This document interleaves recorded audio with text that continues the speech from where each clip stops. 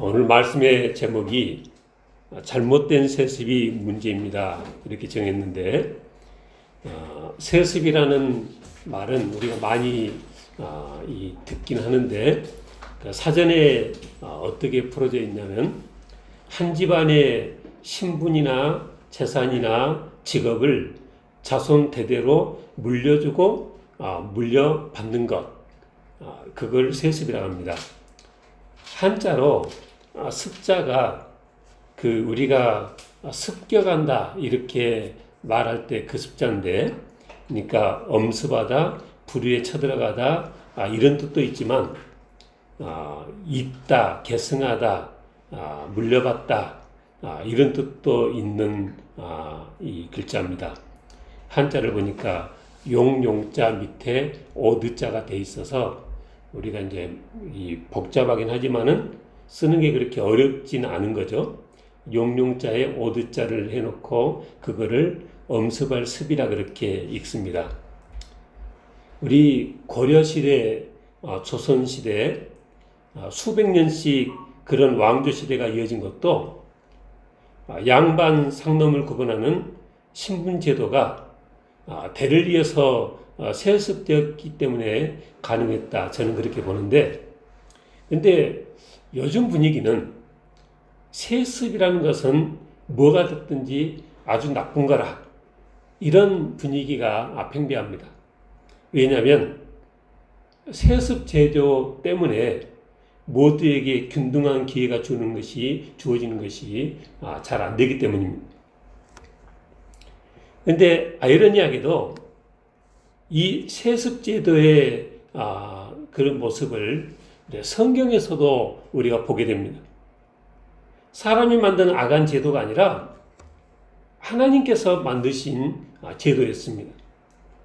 하나님께서 이스라엘 12지파 중에 레위 지파만 따로 구별해서 성전을 섬기게 하셨고, 그 중에서도 또 아론 가문만 구별해서 제사장직을 맡도록 했습니다. 하나님께서 그렇게 정하신 이후부터 제사장은 아론의 자손들로만 이어졌고, 성전 봉사자 역시 레위 지파 자손들로만 이어졌습니다. 이 제사장 레위 지파 제도의 초창기에 해당되는 그 출애굽기 그리고 민수기에 보면 우리가 잘 아는 것처럼 고라와 다단의 무리들처럼 많은 이들이 왜 너희만 그 일을 하느냐, 그렇게 모세와 아론에게 많이 대들었습니다.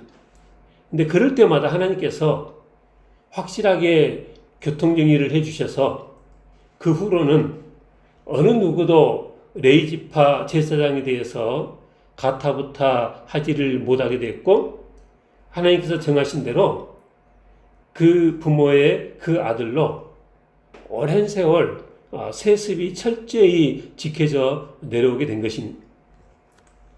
밖에서 보면 저들은 태어나면서부터 금수저냐, 왜 우리는 안 되고 아론의 아들들만 제사장이 될 수 있다는 말이냐, 한편으로는 부러운 눈으로, 다른 한편으로는 시기의 눈으로 그들을 바라봤겠지만, 근데 생각해 보면 그 당사자들도 그런 제도가 쉽지만은 않았을 거라 저는 그렇게 생각합니다. 제사장이 하는 일이 성전에서 가까이 하나님을 섬기는 일이니까 그냥 얼른 보면 좋아 보일 수도 있지만, 막상 그 구체적인 현실을 보면 그 레위 지파 아론의 이 후손 중에 누군가에게는 그렇게 좋기만 한 일은 아닐 수 있었겠다, 그렇게 생각이 되집니다. 제사장 일이 뭡니까? 살아서 들어온 짐승들이 죽어서 하나님 앞에 제물로 바쳐지는데, 현장에서 그 모든 과정을 날마다 지켜봐야 하는 것이 제사장의 일입니다. 요즘 우리나라에서, 우리나라만 아니라 세계 모든 나라 그러겠지만은 의사가 최고 인기직인데, 근데 사람에 따라서는 매일 피를 보면서 수술을 해야 되는 외과 의사는 돈을 줘가며 하라 해도 싫다. 그런 사람도 있겠지 않습니까? 그러듯이 그 아론의 자손 중에도 제사장 일이 힘들고 싫어하는 일일 수도 있겠다. 그렇게 생각이 된다는 것입니다. 당시 상황이 내 호불호에 따라서 제사장 일을 하고 안 하고 할 수 있는 상황이 아니어서 그렇습니다. 아니, 내 인생을 내가 사는데 뭐를 하고 살 것인지를 내가 결정해야지, 내가 태어나기 전부터 그 일을 해야만 하는 운명으로 정해져 놨다는 것은 너무나 좀 비인간적인 것이 아니냐. 현대인들은 다들 그렇게 생각할 것입니다. 근데 성경을 보니까 하나님께서는 그런 것들을 너무나 자연스럽게 이스라엘 백성들에게 요구하셨습니다. 그래서 성경을 토대로 살아가는 우리가 우리 인생의 그 자율권에 대한 우리 생각들이 좀 바뀌어야 되겠다는 것입니다. 현대인들은 말합니다. 내 인생은 내 것이다. 그러니 철저히 내 마음대로 결정하고 내 하고 싶은 대로 살아야 옳은 것 아니겠냐. 내가 자고 싶으면 자고 내가 먹고 싶으면 먹고 뭐든지 내 마음대로 할 권리가 내게 있는 것이 아니겠느냐. 직업을 정하는 것은 물론이고 술, 담배를 하는 것도 내 자유고 무슨 음악을 듣든 무슨 영화를 보든 무슨 취미생활을 하든 다 내 마음대로 할 권리가 내게 있다. 심지어는 주의를 지키든 말든 11조를 하든 말든 성경 묵상을 하든 말든 다 내 마음대로 할 권리가 있다. 현대인들의 분위기는 그렇습니다. 근데 성경을 보면 실은 그게 그렇지가 않습니다. 내가 매일 눈을 뜨고 숨을 쉬고 또 살아가는 이 모든 것이 알고 보면 하나님의 큰 선물입니다. 그래서 내 인생, 내 생각대로 사는 것이 아니라 하나님께서 기뻐하신 대로 하나님의 뜻에 맞춰 살아드리는 것이 옳은 것입니다. 하나님의 크신 계획 아래 아론의 아들로 태어났으면 나는 이렇게 제사장으로 하나님을 섬기며 늙어가는 것이 내 인생이라 이렇게 받아들이고 살아가는 것입니다. 남자로 사는 것과 여자로 사는 것도 그렇습니다. 남자들은 여자들에 비해서 키도 더 크고 힘도 더 셉니다. 근데 결과적으로 보니까 그래서 이 건설 현장에서 힘을 쓰는 일은 대부분 남자들의 차지입니다. 하나님께서 그렇게 지어 놓으신 것입니다. 반면에 여자들은 힘도 더 약하고 나오는 호르몬부터 다릅니다. 그래서 아이를 낳고 기르고 집안 살림의 대부분은 여자들 차지입니다. 그것도 하나님께서 그렇게 지어 놓으셔서 그렇습니다. 그런데 오늘날은 많은 사람들이 이 하나님의 섭리를 거스릅니다. 그런데 성경을 보면 하나님께서 지시하시는 방향이 분명합니다. 그렇게 우리는 우리 인생의 자율권에 대한 우리 생각들을 바꿔야 합니다. 내 인생은 내 것이다. 그러니 철저히 내 마음대로 결정하고 내 하고 싶은 대로 하고 그렇게 사는 것이 옳다. 그게 아니라는 것입니다. 하나님께서 기뻐하신 대로 하나님의 뜻에 맞춰 살아가는 것이 옳은 것입니다. 오늘 본문의 경우는 제사장이 아니라 사사가 세습된 경우입니다. 1절, 2절에 보니까 사무엘이 늙음에 그의 아들들을 이스라엘 사사로 삼으니 그랬습니다. 장자 이름은 요엘이요 차자 이름은 아비아라 그들이 브엘세바에서 사사가 되었다 그랬습니다. 우리가 사사기에서 알 수 있듯이 사사는 제사장처럼 그렇게 세습이 아니라 이스라엘 백성들이 하나님 옆에 어려움을 호소할 때마다 하나님께서 세워주셨던 것인데, 사무엘의 경우는 자기가 늙으니까 자기 아들들을 이스라엘 사사로 세웠다는 것입니다. 어떻게 사사가 됐든 그 아들들이 일을 잘했으면 그나마 다행했을 텐데 그렇지가 않았습니다. 3절에 보니까 뭐라 하겠습니까? 그의 아들들이 자기 아버지의 행위를 따르지 아니하고 이익을 따라 뇌물을 받고 판결을 굳게 했다 그랬습니다.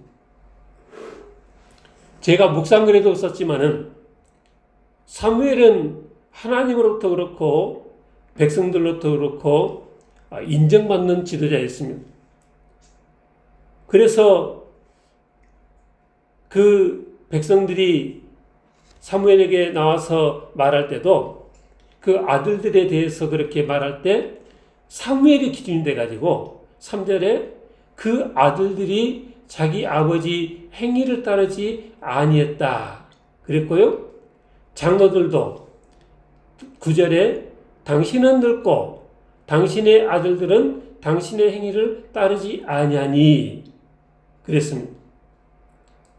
그러니까 당신처럼 그렇게 하면은 문제가 없었을 터인데 사무엘 당신처럼 그렇지 않았다는 것이죠.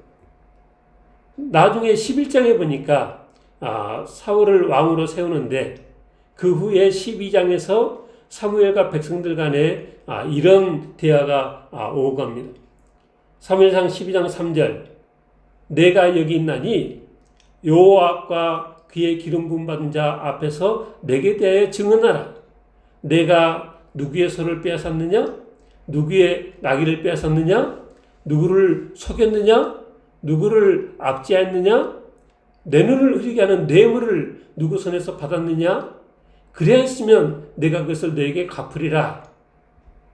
그렇게 말하니까 그 백성들이 당신이 우리를 속이지 아니하였고 압제하지 아니하였고 누구의 손에서든지 아무것도 빼앗은 것이 없나이다.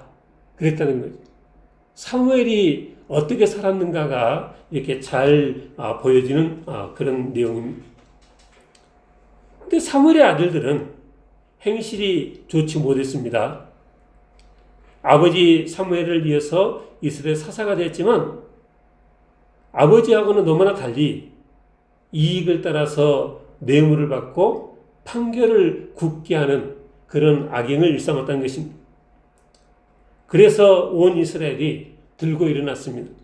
4절에 이스라엘 모든 장로가 모여 라마에 있는 사무엘에게 나아가서 그에게 이르되 보소서 당신은 늙고 당신의 아들들은 당신의 행위를 따르지 아니하니 모든 나라와 같이 우리에게 왕을 세워 우리를 다스리게 하소서. 그렇게 사무엘에게 이 불평했다는 것입니다.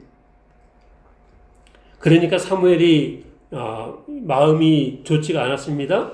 그래서 하나님 앞에 그 사실을 놓고 기도하니까 하나님께서 7절에 뭐라 하겠어요? 사무엘에게 이르시되 백성이 내게 한 말을 다 들으라. 이는 그들이 너를 버림이 아니라 나를 버려 자기들의 왕이 되지 못하게 함이니라.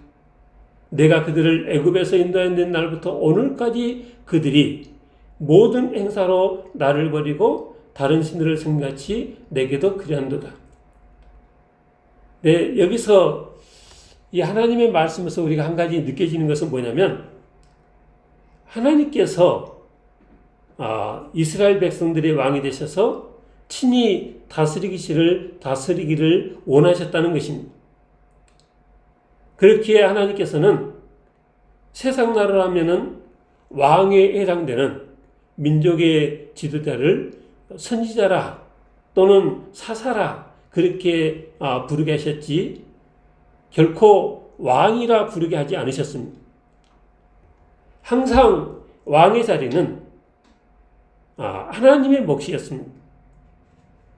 세상 나라 백성들 그리고 왕들이 스스로를 왕이라고 부른다고 해서 그들이 진정한 왕이 되는 것도 아니고, 진정한 왕은 하나님 한 분뿐이시지만, 근데 사람이란 존재가 미련하고 그 말을 그렇게 계속 하다 보면 자기 자신도 알기 모르게 그 세상 왕을 진정한 왕으로 착각하게 되기 때문에 하나님께서는 선지자라 사사라 그렇게 칭하셨지 왕이라는 호칭은 주지 않으셨다는 것입니다.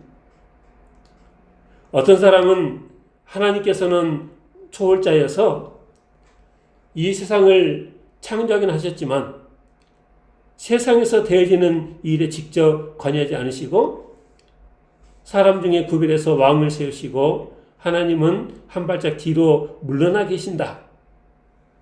이런 주장을 하는 사람도 있습니다. 근데 이런 주장은 우리가 성경을 읽어보면 전혀 성경적이지 않은 주장입니다.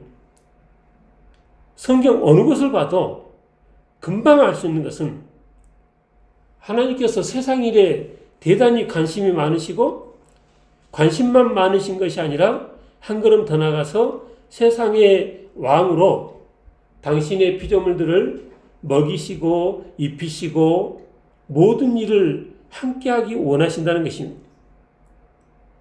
근데 그런 하나님이시기 때문에 이스라엘 백성들이 징징대서 왕 제도를 활약하긴 하셨지만 그 왕을 세우는 것을 기뻐하지는 않으셨다는 것입니다.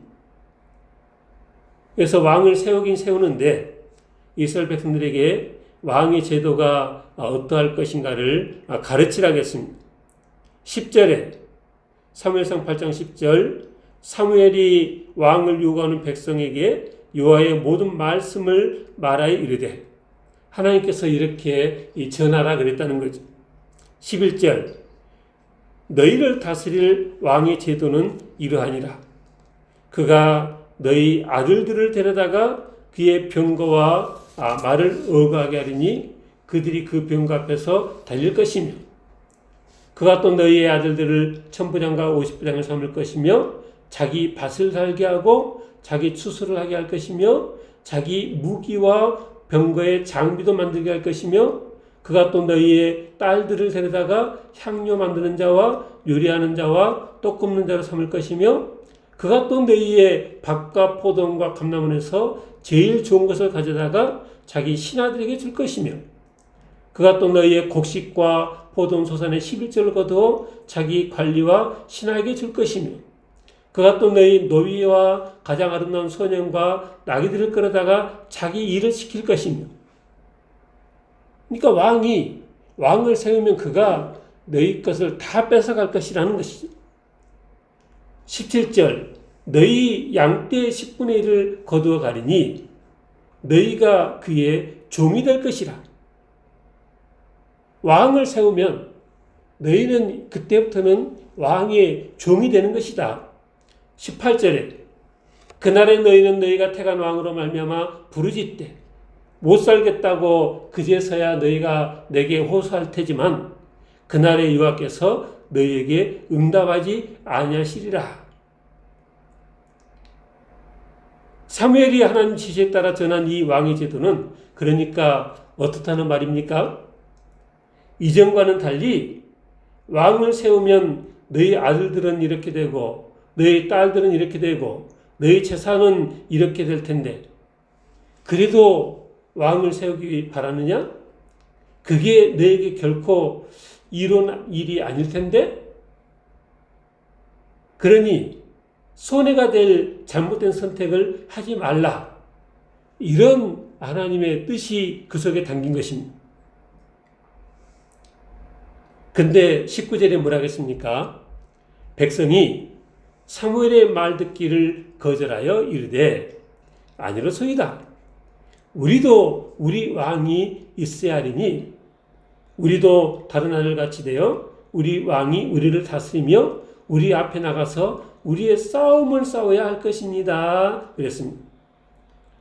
그러니까 다른 나라와 그 전쟁하는 것이 너무나 두려워서 그 모든 것을 감수하겠다는 것입니다. 사무엘이 그 사실을 하나님께 아뢰니까 하나님께서 그래 그들의 말을 들어서 왕을 세우라 하셨고, 그래서 우리가 아는 것처럼 이제 사울을 왕으로 세운 것입니다.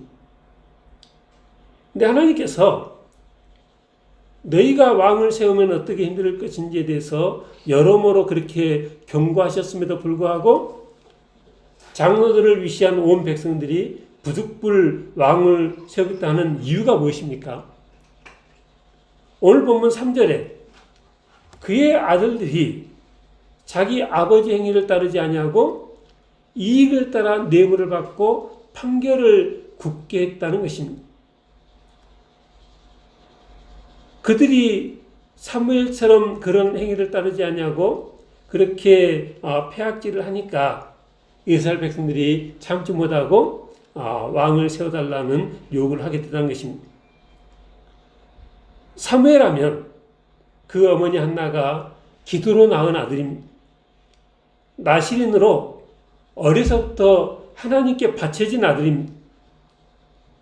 제사장 엘리가 있는데도 하나님께서 나이 어린 사무엘을 불러 말씀하시고 지도자를 세워서 전국을 다스리게 하셨습니다.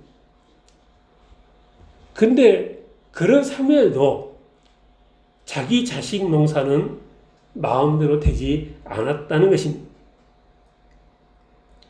그래서 그 아들들이 자기 아버지의 행위를 따르지 아니하고 이익을 따라 뇌물을 받고 판결을 굽게 했고, 그래서 이스라엘 백성들이 야 이래서는 안 되겠다 하고 왕을 구하겠다는 것입니다.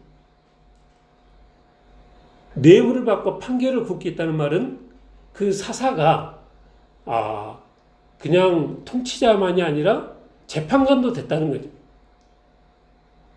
사무엘 당시는 상권분립이라는 개념도 없을 때였습니다. 이렇게 막강한 권력이 한 사람에게 집중되어 있는 상황이어서 그 책임도 더 막중한데 사무엘 아들들이 수시로 뇌물을 받고 판결을 굽게 하고 하다 보니까 장로들이 들고 일어나서 이제 사사제도 그만하고 우리도 다른 나라처럼 그렇게 왕을 세우자 이렇게 됐다는 것입니다. 사무엘상 2장 그 엘리를 보면 그 제사장 엘리도 자식 농사가 마음 같지 않았던 사람입니다. 사무엘상 2장 12절에 보니까 엘리의 아들들은 행실이 나빠 여호와를 알지 못했다 그랬습니다. 그들이 어떤 짓을 저질렀느냐? 13절에 보니까 그 제사장들이 백성에게 하는 간섭은 이러하니 곧 어떤 사람이 제사를 드리고 그 고기를 삶을 때 제사장의 사환이 손에 쇠살 갈고리를 가지고 와서 그것으로 냄비에나 솥에나 큰 솥에나 가마에 찔러 넣어서 갈고리에 걸려 나오는 것은 제사장이 자기 것으로 가지되 실로에서 그곳에 온 모든 이스라엘 사람에서 이같이 할 뿐 아니라 15절 기름을 태우기 전에도 제사장 사환이 와서 제사 드린 사람에게 이르기를 제사장에게 구워드릴 고기를 내라. 그가 내게 삶은 고기를 원하지 아니하고 날 것을 원하신다 하다가 그 사람이 이르기를 반드시 먼저 기름을 태운 후에 내 마음에 원하는 대로 가지라 하면 그가 말하기를 아니라 지금 내게 내라. 그렇지 않으면 내가 억지로 빼앗으리라. 이런 폐악질을 했다는 것입니다. 그래서 17절에 뭐라 했냐면 이 소년들의 죄가 유 앞에 심히 크면 그들이 유아의 제사를 멸시함이었더라. 그것만이 아니라 2장 22절 보니까 그 아들들이 회막문에서 수정드는 여인들과 동침도 했다 그랬습니다. 그래서 엘리가 내 아들들아 그리하지 말라. 내게 들리는 소문이 좋지 아니하다. 너희가 여호와의 백성으로 범죄하게 한다 그랬습니다. 사람이 사람에게 범죄하면 하나님이 심판하시겠지만 여호와께 범죄하면 누가 그를 위해서 간구하겠느냐? 엘리가 그렇게 자식들을 타일렀지만 2장 25절 하반절에 그들이 자기 아버지의 말을 듣지 아니했으니 이는 여호와께서 그들을 죽이기로 뜻하셨습니다. 그랬습니다.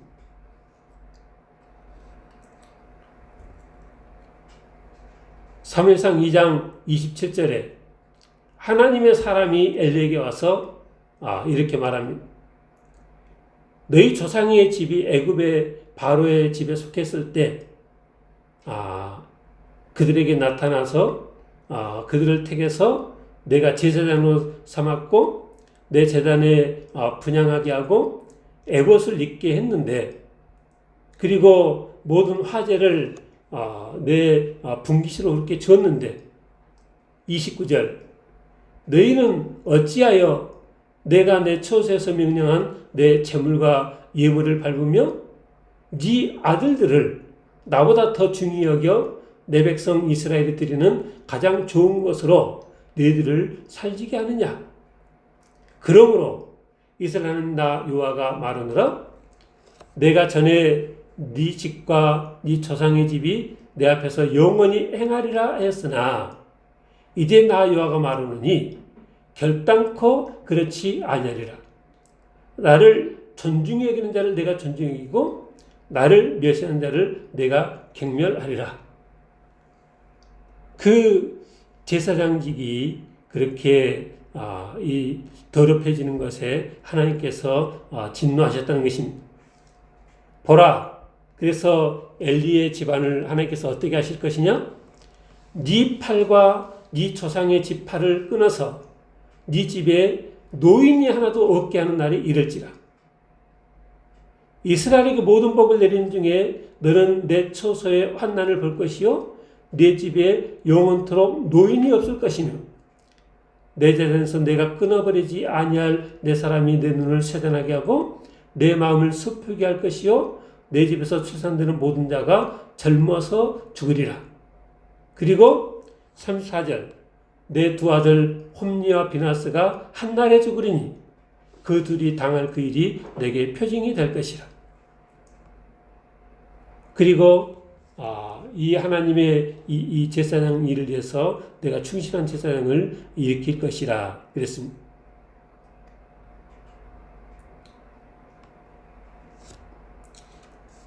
이런 걸 보면 이 세상에 와서 가장 큰 복 중에 하나가 내가 낳은 내 자녀들이 아름다운 신앙으로 하나님을 잘 믿고 섬기는 것입니다. 세상에 많은 사람들이 결혼을 못하기도 하는데 결혼을 한 것이 얼마나 감사합니까? 그리고 또 결혼을 했다고 다 자녀를 보는 것도 아닌데 자녀를 두게 됐다면 그 또한 얼마나 감사합니까?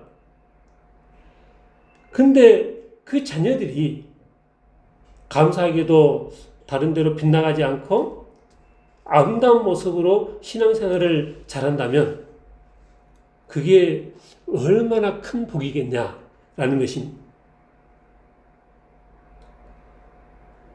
엘리 제사장의 집도 그렇지 못했고 하나님의 종 사무엘의 집도 그렇지를 못했습니다. 그래서 엘리 제사장 사무엘의 그 자녀들을 보면서 내 인생은 내 가정은 그런 전철을 밟지 않아야 되겠다라는 생각을 하게 되는 것입니다. 먼저는 나 자신이 하나님 앞에 아름다운 신앙인이어야 되겠고요. 거기서 한 걸음 더 나아가 자녀들에게 아름다운 신앙을 잘 물려줄 수 있는 부모가 다 될 수 있기를 주님으로 축원합니다. 잘못된 세습이 아니라 아름다운 신앙과 전통이 세습되어져서 대대로 하나님을 기쁘시게 해드리고 대대로 하나님의 큰 복을 받아 누리는 하나님의 큰 축복이 있으시길 지금도 축원합니다. 기도하겠습니다.